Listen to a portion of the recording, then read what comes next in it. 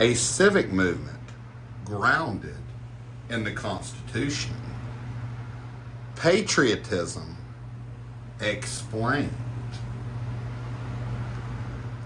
Not right, not left, but straight ahead. Hey everyone, and welcome back to the Patriot Party, where truth, transparency, and constitutional principles come before politics. The Patriot Party movement is focused on re-empowering we the people, restoring accountability, and putting America first through honest conversations and real solutions. America first, not America only, because we lead by example. Today's guest is Kira Shishkin, founder and CEO of informed.now. Kira is a four-time founder who built informed.now around a simple but increasingly important question. How do we stay informed without becoming overwhelmed? At a time when many people feel buried under endless headlines, notifications, commentary, and competing narratives, informed.now takes a different approach, focusing on significance over virality and delivering what they believe matters most in a concise daily format. What caught my attention about Kira's work is that it touches on a challenge we've talked about often here. Whether our information systems are helping people think more clearly or simply competing for more of their attention.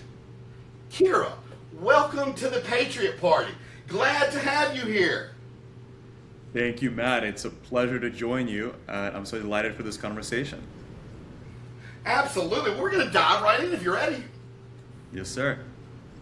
Okay. So, what problem did you see in modern news consumption that made you decide informed.now needed to exist? Absolutely. And this is a problem that I've seen not just in the United States, but through my upbringing first in Ukraine, then in Israel, and then in the United States, seeing that this is a problem that sort of haunts, many markets and has many different faces, but ultimately comes down to what we call misinformation overload. And frankly, it's exactly as it sounds. The media landscape is filled with information that is competing for your attention, competing for your time, competing for your buy-in, but is inherently very high noise, very low signal. Meaning when you read that, consume that piece of news content, you don't actually wind up learning more. You wind up being agitated, you wind up being angered, outraged, provoked, but you don't learn a lot of insightful new information. And when we look across the news landscape of today, that is the default state, right? There's a huge amount of sensationalism, huge amount of clickbait, rage bait, and not enough signal, right? Or what we call insightful information. And discovering that and seeing, well, hey, the rich people of our country in the US, but also many other countries, have access to high signal information, but everyday people are left behind. They've been robbed of factuality, they've been robbed of facts generally, and they don't have access to what we call news without noise. So this actually touches down onto a deeper issue that we're delving into. We believe the deeper issue is a systems issue, an incentives issue, because if you look at we've monetized, we've made virality, we want emotional clickbait. That's what Google, that's what all the social media platforms pay for. They don't pay for substance, they pay for emotional clickbait. So we have almost monetized society into where it is right now. We don't pay for substance, and we have to change that. Absolutely. And I think you're touching right on the core of my core belief and what is most worthwhile to fix. In our world, we live in a billboard culture. We have normalized advertising at every minute of the day. You're in the public transport system, you're seeing advertisement. You come home, there's advertisement on the way to your house. There's advertisement in the elevator. There's advertisement on every pixel of your screen, on every single application. Everywhere you go, everywhere you look, you're being advertised. It used to be the way, 10 years ago, you didn't have to, sit through an advertisement midway through a YouTube video. Now you have to sit through at least 6 if you're watching a long YouTube video. We have normalized and taken it as a way of being that we can advertise everywhere. And of course, it serves large advertisement corporations, and they're very happy about this because they're getting our eyeballs, they're paying for it and they're getting a great deal. But not all of us are business owners, but all of us are consumers, and all of us are people. And the world that we've constructed for ourselves, where we are constantly and ceaselessly solicited, advertised, and pushed content down to, I don't think is a world that we want to live in. And particularly, I really think, and I don't mean to interrupt you. I apologize, but I really have to respectfully push back a little bit. And I think my age is showing here. So you say that we live in a world of advertisement. I say we live in a world of 2 seconds where you don't have to watch advertisements. You can record and fast forward through them. I remember when you literally had to sit through every advertisement for a TV show, for anything. You were spending watching advertisements. If you watched an hour TV show, you were spending 30 minutes. 25 to 30 minutes watching advertisements, and you didn't have the ability to fast forward or swipe. I would say, I read a book about 15 years ago, 20 years ago. It said that the attention span was 30 seconds because commercial slots were 30 seconds. So you had 30 seconds if you wanted to do an elevator pitch or whatever, because our society had been geared for 30 seconds. I would go so far as to say in the last 20 years, it's been geared to 2 to 5 seconds, because you only got about 2 seconds to get somebody's interest. I love that. I love that you mentioned that, because I think it doesn't oppose at all what I'm saying. It also puts the urgency around, right? It used to be the case where people paid attention to ads. They didn't skip them, and they were sort of in a culture of okay, there's an ad that comes on, we watch the ad. But it's gotten to a place where there are now so many ads that people are not paying attention anymore. And instead of easing that, the ads have multiplied to be screaming louder, to be clickbaiting and rage baiting harder. And now we're in a world where people are both paying less attention to ads, but yet the intensity and the frequency of ads continues to grow to sort of match our distraction.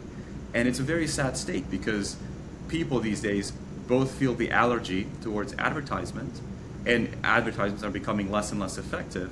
And at the same time, ads are becoming louder in this last ditch effort to try to get the person that they can still get, try to get that mind share that they can still capture. And it's an escalating complex that's leading us nowhere, because we're creating a noisier world where people are even more distrustful of content they consume, and it both hurts product discovery or service discovery, and it hurts consumers who are being drained by a process of constant solicitation.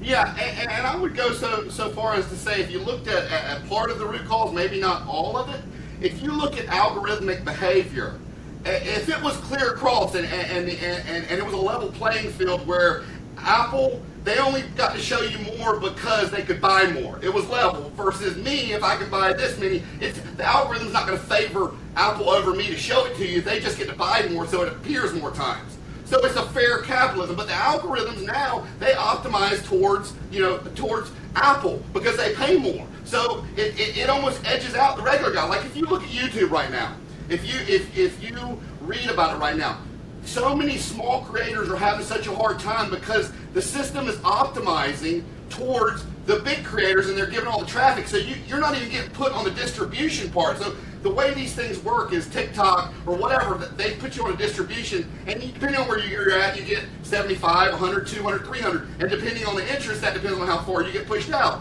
You're not even getting put on the distribution because the algorithms are optimizing you out and optimizing the bigger guys in. And I keep saying, if we keep optimizing, humans are going to become the inefficiency. That's why on our AI, it's humans create, AI enhances, humans decide. And we're teaching in our curriculum to middle and high school. Love it, yeah. So I think 100%, right? The advertisement engines are prioritizing bigger spenders, which also, for example, to use the example of LinkedIn advertising, so that's a domain that I know a little bit about, most of the advertisement that you see there are run by really large companies, talking big banks, Wells Fargo, large public companies, right? Because they can afford it. You never see a small business advertising or succeeding to advertise themselves on the LinkedIn advertisement rails. And that is just one platform, one large advertisement platform. Across all others, the effect is even more amplified, right? Where the channel is being flooded by a large corporate spender that can afford to buy your share, and it's not getting any better.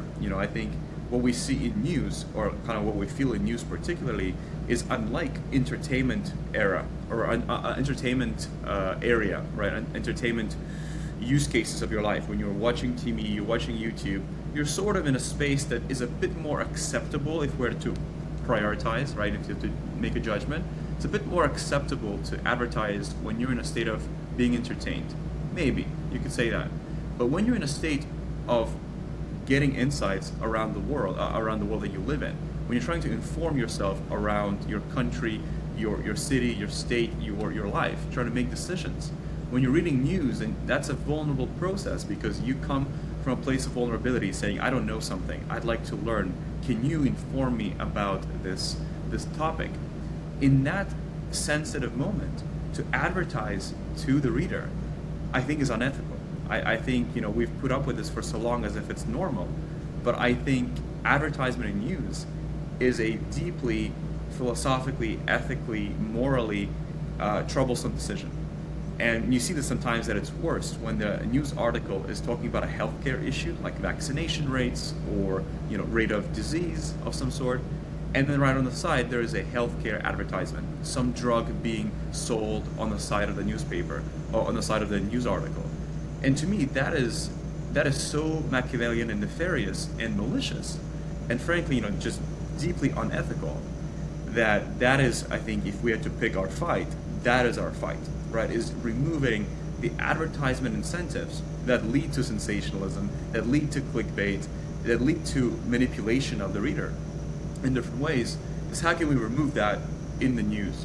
Because news is not just another part of entertainment; it is a fundamental core tenet of a civic society, or a democratic society, of an American society, and it has a responsible layer that affects not just how you think about the world, but also how you feel about the world that you live in and how you make decisions. Absolutely. So, just to touch on, just to bring some of my experience into the LinkedIn. So, we've been building for about 6 months. We've constructed this multi-layer, pretty much an acquisition flywheel. And so the reason small businesses don't advertise on LinkedIn is because of their ROI is so high. So just to give you an example, like the top of the flywheel is we can get engagements for about 0.5 cent a piece, and we can get CPMs for about 32 cents at the top of the flywheel on what we've built. If you go to LinkedIn, you're going to pay, and I won't even go, but I mean, you're going to pay probably 30, 40, 50 bucks per CPM because they're considering it higher quality. So you can't afford to advertise on it. I can't afford to advertise on it. What I will say though is our answer is to the news aspect of it is we're launching something called Truth Matters News as soon as I finish with this federal policy producer, this AI-assisted federal policy producer. Its launch is in Washington, D.C. We're doing a hard launch in October. As soon as that's done, we're doing a fast streaming news channel called Truth Matters News. It'll be on Roku, Samsung. It'll be simulcast on all social media. And we're going to report through a constitutional lens. Everything's got to be fact-based, independently verified. We will report what is known, what is not known, what is assumed, and give a full narrative. Now, we may have debates on the living and the originals where we have experts come in because we teach both in our curriculum. But it's going to be through a constitutional fact-based lens so people get the complete narrative. That's exciting. I think there needs to be more independent work in reporting, in bringing facts to the surface, and so I commend any effort that endeavors to do that, and that's really exciting. Cool, yeah, maybe we can do some stuff together. I have to look into you guys' stuff. So, I've got the next question. You often talk about the significance over virality. How do you determine what truly matters versus what is simply attracting attention? That's right. We think about this, every single day. The core of our philosophy, right, within news readership is we're looking to not just reinvent news as they are, we're looking to reinvent the news reading habit itself, right, for the user, for the reader. How do they want to read news? We find through our research and through our work that a lot of people aren't news junkies, right? There are news junkies out there, but a lot of people want to read about news, a few minutes and move on with their day because they're doing other things. They're raising a family, they're building a business, they are, running a shop, they're doing all kinds of things that make up their life, and they don't want to spend a lot of time on the news. And so the question that we land with is, if you only spend 30 seconds a day reading news, what should make that cut? What is worthwhile for you to read about it in that 30-second daily experience? And we think it should be things that inevitably change the world that you live in, right? Not things that are political drama or celebrity gossip or sports. There are better places to go to get that content, to get that insight, because there are specialists that focus on sports content. There are specialists that focus on, celebrity drama and political gossip, etc. But we focus on what we, are calling real news, which are things that are world-changing and that change the world in an inevitable way by affecting the quality of life of millions of people, the optionality, safety, security, sense of well-being, healthcare, technological use, scientific breakthroughs, that affect millions of people. And so we describe our news as world-changing world news. Our coverage is not just United States, it is global, and our filter for significance kind of comes down to two things I mentioned. One is the scale. It needs to affect millions of people in order to matter for our kind of, our editorial. And second is it needs to affect life in a fundamental way, whether that's optionality, security, safety, household well-being, health, technology, things of that scale. Also social and cultural. But we're looking at large-scale changes that again are inevitable, rather than may matter, may not matter. We leave that up to you, or leave that up to kind of other content sources. Okay. Sounds good. Many media organizations claim to be objective. What specific processes does informed.now use to reduce bias and maintain trust? Absolutely.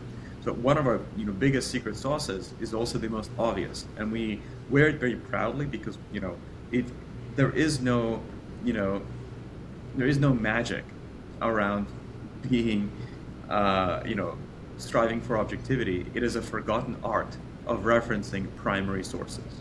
It is that is simple to us, right? Most organizations today are referencing each other. One pundit responding to another pundit, one commentator referencing another commentator, and a lot of what they do in their articles is they respond, they comment, but they don't even cite the sources. And so to us, that is an unethical behavior. That's something that we do not subscribe to, that we'll never do. We look directly at the primary source that's underlying an issue.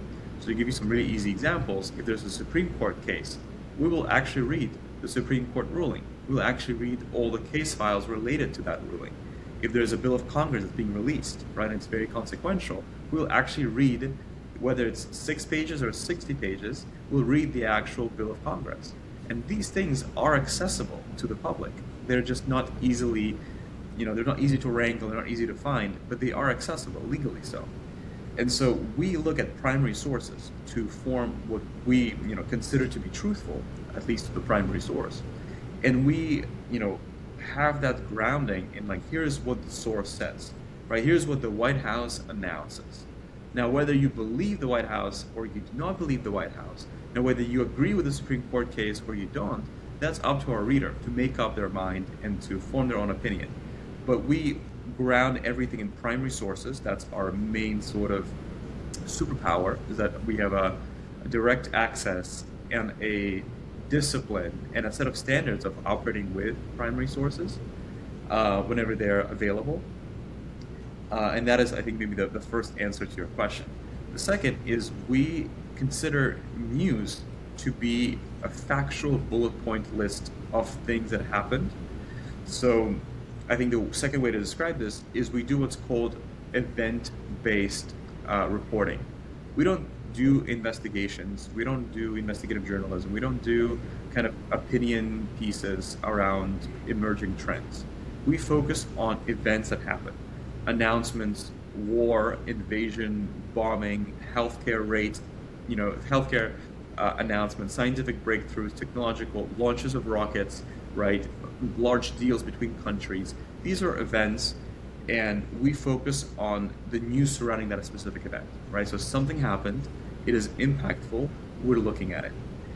It's different from some newspapers or some news providers that focus on trends, right? Or things that like, hey, there's a zeitgeist in the air. We think, Trump is great. We think Trump is terrible. That sort of commentary around people providing insights into how they think, analyses, commentary, and sort of like op-eds of various flavors. We look specifically at events, and that could be called, event-based reporting or event-based journalism. I think a third answer, and I think I'll stop here, is we keep to an intense level of brevity, where we don't believe that news are possible to be objective, neutral, and unbiased past a certain word count, right? Once you start talking about an issue at length, you inevitably increase your risk of introducing your opinion, introducing your bias into it. And so what we do looks a lot more like a newswire rather than a news article. We look at the facts in a most minimal sense possible. That's kind of our whole commitment to news minimalism, where we look at what happened, where did it happen, when did it happen, what is the very immediate context that surrounds this issue, but then we stop. We stop talking, right? Because the rest is up to the reader to make up their own mind. And our reporting on a news story can be 60 characters, right? It can be 20, 30, 40 words, and that's it. Because we believe that's where news ends. The rest is news commentary, and that's for the reader to make up their own mind. Sounds good. So this kind of bounces off of around a little bit of what you've been going on, but pinpoint something. How do you respond to people who argue that this deciding what matters is itself a form of editorial bias? We certainly face that a lot because there's two types of bias, right? There is an editorial bias, and then there's a curatorial bias. And while we are proud to have sort of accomplished, overcoming editorial bias in many ways, because our readers, and they range ideologies, income tax brackets, geographies, and identities, right? They really are very varied across the markets that we serve, because we're active in every single state and in Canada, and we're the leading provider of news research across all of North America. We have a crazy range of readers, right? From radicals on the left, radicals on the right, from young, poor people to older rich people to women, men, everything in between. We have such a range of readers, and they never come to us. Very rarely do they come to us and say, "Hey, this feels biased. This feels wrong. This feels like you're manipulating me." We almost never get that feedback, which tells us we've been able to crack the case of editorial bias, which is our goal and mission. But curatorial bias is not something that is almost, you can't overcome it. Everything in any, form is curated, because the totality of the world's information is not consumable. It is infinite in some ways. And so we're always going to face that criticism, and we try to take it, with humility and with realism, that there is no possible selection of anything that can withstand the criticism of you being curatorial bias. The way we go around it, or the way we are structured, is that we focus on this very specific filter, the one that I mentioned earlier, that is significance. And it's not so much that we are not exercising a bias in curatorial, it's rather that we are very transparent around what that filter is. So when you come to informed.now, you know exactly what you're signing up for, and there is no mismatch of expectations, right? We are world-changing news on, we're world scope, and we're world-changing. We vary across every kind of topic, from the economy to politics to policy to international relations to war and peace and technological breakthroughs in science and healthcare and social movements and cultural changes. We focus on all those things. But our filter is decidedly, are millions of people being affected? And is the change, the severity of change, really substantial? And so when you come to us, you accept and you seek that filter, and you can't be upset if you're getting exactly that and saying, hey, that's curatorially biased. Well, our whole mission is serving this specific filter. And if you want something that's more sports oriented because you think sports is more important, or more political drama oriented because you think that's what you want to read more of, there are better places to go for that. And we are humbly not the source for everybody and for everything. I love, you talking about transparency. As long as it's transparent, everybody knows up front. We like to say if light's the best disinfectant, then transparency is our most powerful tool to clean things up. Yeah, I love that. So, informed.now relies on human researchers rather than engagement algorithms. Why did you choose that model, and do you believe it can scale? Yeah, and I think it's, our thinking there has evolved over time, but has stayed very true to the original premise that, at a high stakes environment of people come to us trusting us with their news content, which, as I mentioned, is this fundamental how you know the world, how you feel about the world, how you make decisions. The responsibility that is so large that trusting a bot or an algorithm, AI with such a responsibility is short-sighted, and frankly, the technology is not there. So we use a lot of technology in our daily operations, in our research, etc., but we never give responsibility to a chatbot. We never give responsibility to an algorithm because we know, and I'm come from Silicon Valley in terms of my professional background, we know that the technology is just not there. It's not there to be trusted with the entire responsibility of what we're trying to do. And part of our brand, and I would say the primary value of our brand, is not just the news itself, it is the credibility.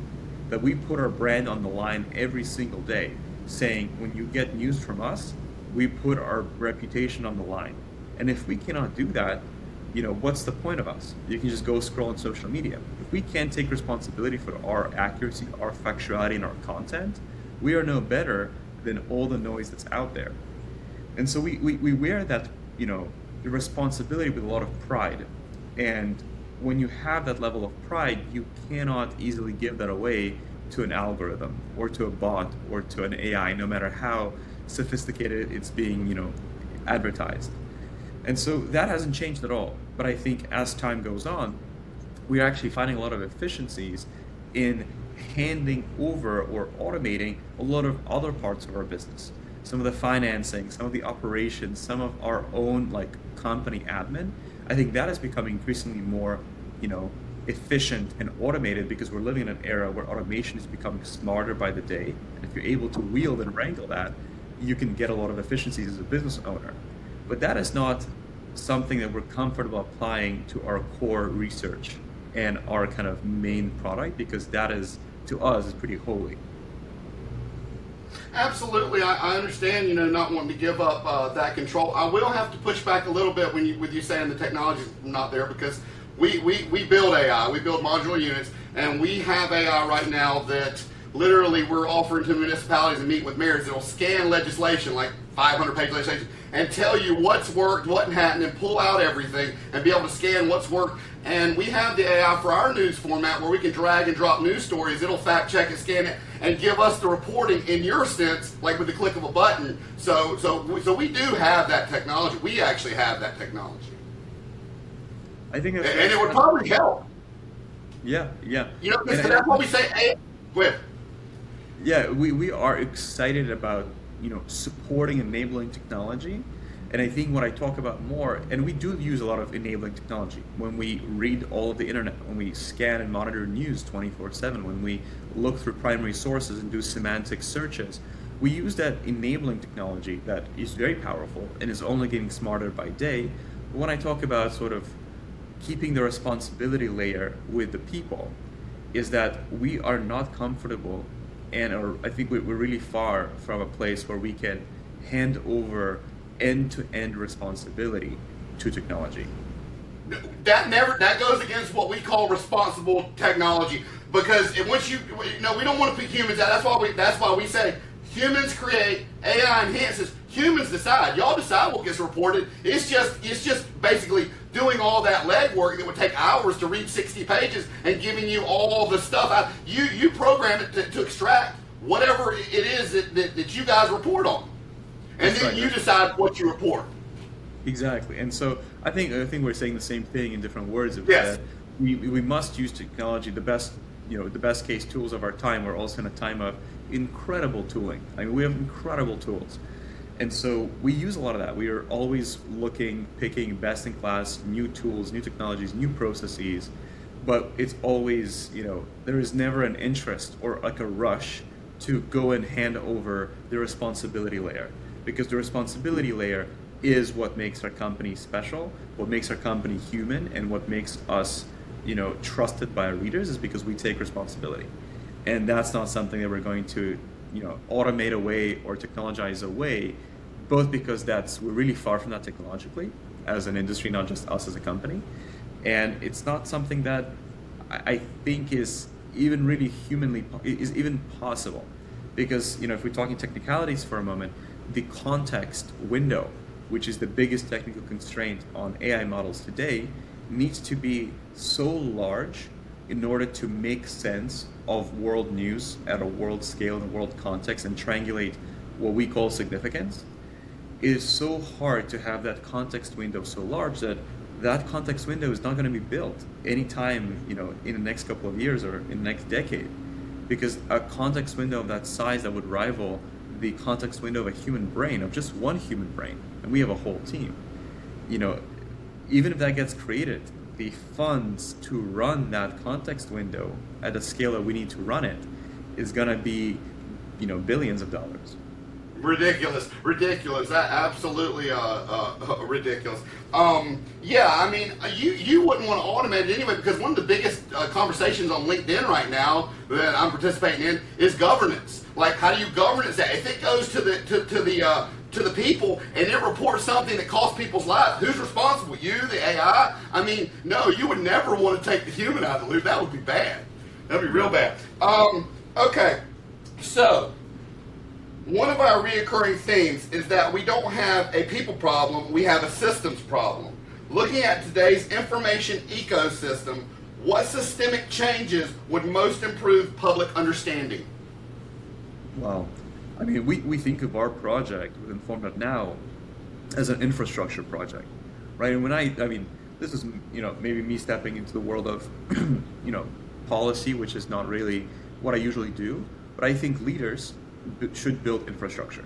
I think that's really important. I also come from a country where infrastructure was always quite lacking, right? Like Ukraine, which is where I'm from originally, right?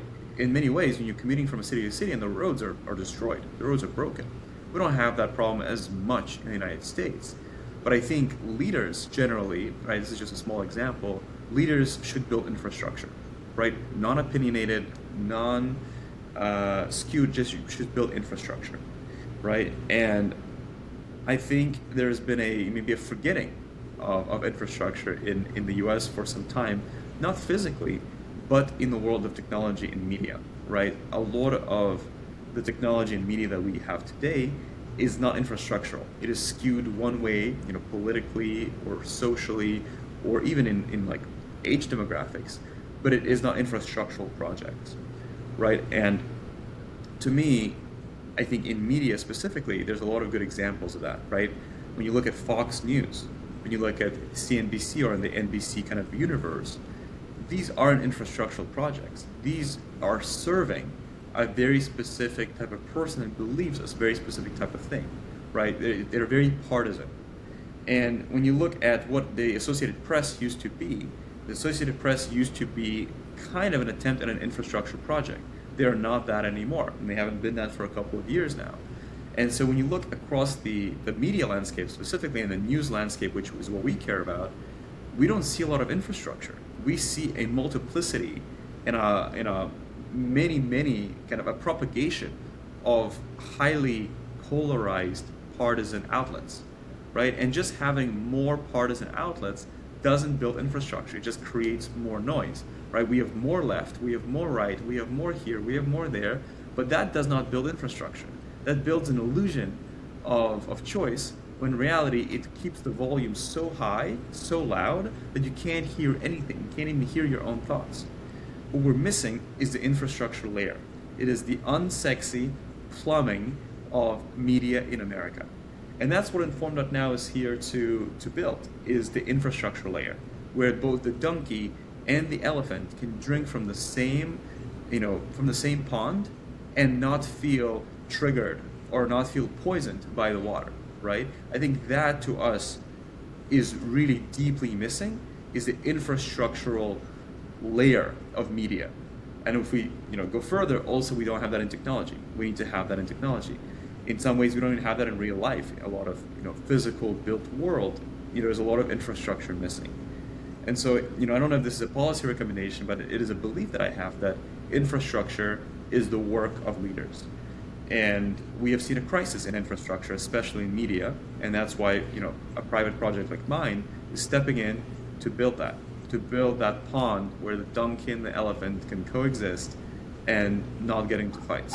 I respectfully have to push back again, because one of the things we say is the answers are not in politics, they're in we the people. And I believe that technology has leveled the playing field, and it has taken away the original gatekeepers, and it has allowed people like me to be able to build something for next to nothing that used to cost millions, and then take millions and build something that's going to cost billions. So I believe that we have wonderful things coming up, that we're going to build a whole new infrastructure with a new generation with technology, to be honest with you. Yeah. I think that's very exciting. I think already the promise of technology has sort of been unveiled, and a lot of people are seeing it. I think we have not come far enough. I think there'll be... Well, let me tell you something let me tell you a piece of friction I took down the other day. So I have basic coding knowledge. I've read some books on Python, HTML, all that. But I was going to have to contract to scale up our federal policy producer to build our streaming news channel. I was going to have to contract a software design that was going to have to use about 5 different engineering departments. I've hooked 3 AIs together and 2 code-generating apps, and I am building my own AI, my own cloud computations, my own everything. So I'm doing 5 engineering departments are doing with minimal coding, never coded anything, just know how it works. So, I think it's exciting right now. I don't think we have to wait. I think it's here. I don't suggest, I agree with you, and that resonates, that spirit of ability and opportunity definitely resonates, and I echo it. It's more that I'm saying that we don't have to wait for anything, but I think there's excitement right now with what we can already do, what we can already, we can democratize access to things, right, that used to be very gate-capped. But I'm excited that that is just a trajectory. We're going to have even more access, even more ability coming up. And I feel like the technological layer is already accessible to everybody to try and build and have their go.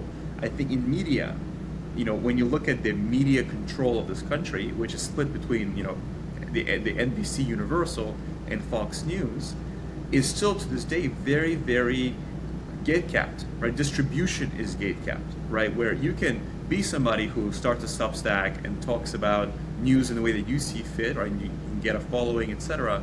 But to access a distribution, right? The infrastructural plumbing of this country, that is still very well gate-capped by very partisan powers that are in control of the country. And I think as time goes on, it gets me excited that we might be able to pierce the gatekeeping of distribution in media, and that's going to be really exciting. I think you're being conservative. You say pierce it. I say flip it on its head. Look at CNN. CNN is having to lay off so much of its workforce. They're looking at going bankrupt. These old bloated news stations are getting ready to get flipped on their head with independent creators and technology. I agree, and I don't think it's gonna be overnight, but we're heading. No.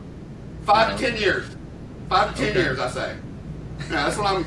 But when you start a generational movement that you want to hand to the next generation to get, realign a non-violent generational movement, you're not looking in months, you're not even looking in years, you're looking in decades. So that's why I say 5 to 10 years, it will flip on its head. But that's just my humble opinion. That's my humble opinion. So, if you could redesign the way Americans consume news from the ground up, what would that system look like? We are, right? And Matt, in many ways, that's exactly what our project is endeavoring to do. We are redesigning the news reading habit by everyday people in America. I think there is a thinking out there that to be more informed, you have to read more. And I think in today's high noise environment, that's just not accurate anymore, right? We think that to have a healthy relationship with news, to have a healthy relationship with information, to have a great news reading habit, you have to read less. It's not about reading more. It's about reading the right things that do not manipulate you, things that do not influence you, and things that are not imposing on you a perspective or a feeling or a point of view that is not your own. And part of our experiment is reading less, that is higher signal ratio, right? Reading no noise, all signal, right? These very concise bullet point news wires that we deliver, right? We think it's about reading information that looks like that rather than information that commentates and opines, right? And gives you kind of more of that color. We also think it's about limiting your time of consuming. It's not about reading news for hours. Being a news junkie has never really made a person more happy, more confident. It's only made people more anxious. It's about time boxing your news consumption within maybe even just 30 seconds a day, which is how long it takes to read our SMS and our news wire that comes through SMS. And so it's about time boxing, it's about reading high signal information and discovering that and rejecting anything that is high noise. And I think it's also engaging with others, people you disagree with, people that are close to you, and re-engaging in conversation around current affairs that has been lost, right? There's so much anxiety about talking about news with other people because there's been such a layer of hyperpolarization. People are worried about losing friends, risking relationships, even within their own family, because the news conversation has become so polarized that people are afraid to talk to each other because they are living in echo chambers. And they feel like, oh, if I talk to this other person, they're gonna think I'm crazy, or I'm gonna think they're crazy, and we're gonna risk a relationship. I think that's been the case when you're reading high noise information, but that doesn't have to be the case when you're reading factual information and you get to make up your own mind. You get to discuss that and disagree constructively. So those three things: time boxing your news consumption to a minimum, reading high signal, low noise information, rejecting anything that is otherwise, and engaging with others in a constructive disagreement, in a constructive dialogue way, and doing so in a way that is not confrontational, is not hostile, but is coming from a place of curiosity for the other side and a place of wanting to engage.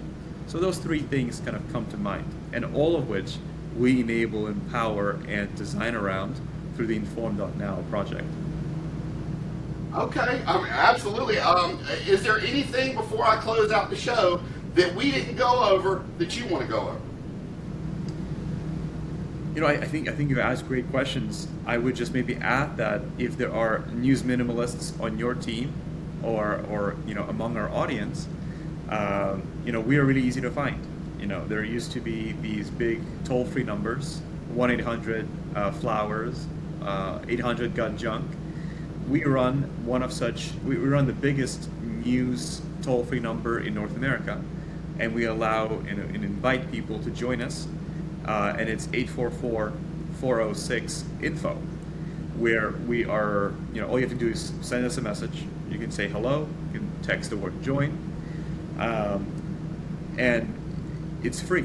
We've made informed.now as a movement for people, for anybody, a free experience. There is a way to support. There's always a way to support, but informed.now is now free. It's something that's very recently not even been fully announced, and we're really excited about being able to deliver insight at scale and welcome people into a new habit of consuming news that gives you more confidence, more peace of mind, and more connection to the world and the people that you live with. And that's our mission. And we're very, very lucky to, share in this conversation with you today, Matt. Absolutely. I love that you're providing it to the people. I mean, you know, our technology, the federal policy producer, we're giving that to the people too. I mean, it's, yeah, we love that. That is wonderful. And obviously you can support that too, but you know, it's wonderful to give that to people. So, Kara, I appreciate you joining us and sharing your perspective. Whether people agree with every aspect of the approach or not, I think the larger conversation about information overload, media incentives, and helping people become better informed is one worth having. Thanks for taking the time to be here. And until next time, remember, truth isn't partisan, it's patriotic.